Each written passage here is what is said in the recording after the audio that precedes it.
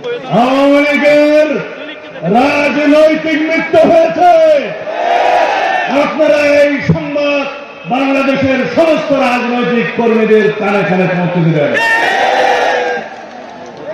আওয়ামী লীগের রাজনৈতিক মৃত্যু হয়েছে, দাফন হয়েছে দিল্লিতে। এই সংবাদ গণমাধ্যমের বন্ধুরা আপনারা প্রচার করবেন। মুর্দা ফ্যাসিস্ট হাসিনা এখন কাফন করে কথা বলছে দিল্লি থেকে।